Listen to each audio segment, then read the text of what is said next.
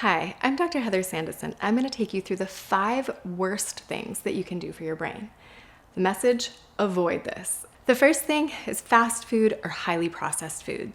We see over and over again in the epidemiological research, there was in fact a new study that just came out of the UK this week that shows that those who ingested highly processed food, fast foods, things like chicken nuggets and sodas, candies, things that come in packages that have been highly processed, that don't look like the fruit, the animal, the vegetable that came off the tree out of the ground or straight from the animal.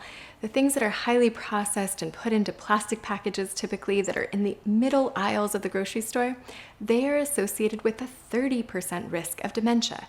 Just that accumulation of those poor food choices over time is associated with that increased risk for dementia. So again, it's a 30% risk compared to the normal population that has a 13% risk of developing dementia.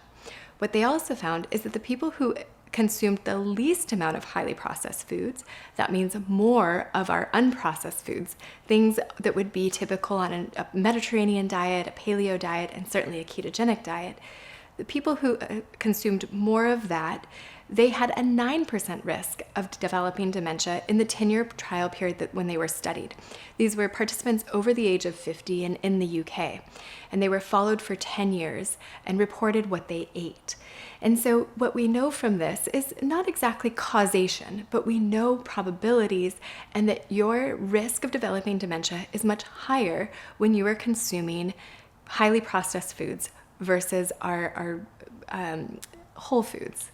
And so I would highly encourage you to give up the highly processed convenience foods and opt for whole foods that can still be very convenient. The second thing that I recommend avoiding if you are at risk for cognitive decline or looking to prevent it is sitting. Sitting has been described as the new smoking. This increases your risk for metabolic disease, depression, anxiety, and cognitive decline or dementia. So getting up and moving, using a standing desk, making it a habit to get movement wherever you can in your day and avoid sitting is critically important to preventing cognitive decline. The third thing to avoid if you want to prevent or reverse cognitive decline or dementia is sleep deprivation. We now know that people who experience sleep deprivation over time in their 30s and 40s are at higher risk of dementia later in life, decades later. We also know that things like sleep apnea that interferes with the quality of our sleep, not the time that we spend sleeping, but how much benefit we get from sleep, is a causal factor when it comes to dementia. So we want to get not only good sleep, but we want to get enough of it. We want to prioritize it no matter where we are in our stage of life, even in the decades before we're at risk for dementia. The fourth thing to avoid when it comes to dementia risk is high stress. So this is why torture doesn't work. We understand that when we're under a lot of stress, this is stage fright, right? When we're under a lot of stress, we can't remember, we can't find words, we can't put thoughts together. So the best thing to do is to modulate stress. We don't want too much and we don't want too little, right? Too little stress looks like sitting on the couch and eating whatever you want and consuming, maybe indulging, not getting exercise. We want a little bit of stress. We want purpose. We want motivation. We want enough stress to get us out and doing those things that serve us, exercising, engaging, and working perhaps, working out our brains and our bodies so that we get that optimal cognitive function. What we don't want to get stuck in is a fight, flight, freeze state, that sympathetic response that's associated with high levels of cortisol and that's associated with inflammation over time. We want to make sure that that's modulated or maintained and balanced in a way that we get the benefits of some stress, we get that increased ability to adapt to our environment, but we don't overdo it to a point where it affects cognitive function. The memory centers of our brain, the hippocampus and the amygdala, are very connected, and a lot of our emotion runs through that memory center of the brain.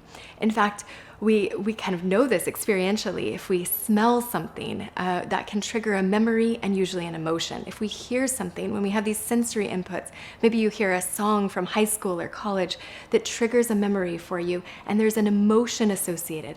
Emotions are highly connected to our memories and our ability to recall. So it's important that our emotions are stabilized and maintained, that they're not an extreme in one way or another. The fifth thing that's critical to avoid if you are at risk of cognitive decline is hearing loss or vision loss. And so not all of this is inevitable, and early treatment is crucial. However, also early intervention. So if you're suffering with hearing loss and you're delaying getting a hearing aid, or if you're suffering with vision loss and you're delaying getting contacts or LASIK surgery or glasses, I highly encourage you to intervene as soon as possible. We are essentially the collection of what comes into us, right? Whether it's food or media or all of the stimuli that comes into our brains determine how our brain works. And if we start to cut out or cut off one of our senses, our hearing, our vision, our taste, our smell, it's possible our brains will trim back that area. It needs to be stimulated in order for it to be functional. And so making sure that your visual acuity and sensory acuity, hearing, sense of smell, sense of taste, that all of those are regularly stimulated and optimally functional. And if you need a prosthesis, some sort of support, then I highly encourage you to get it.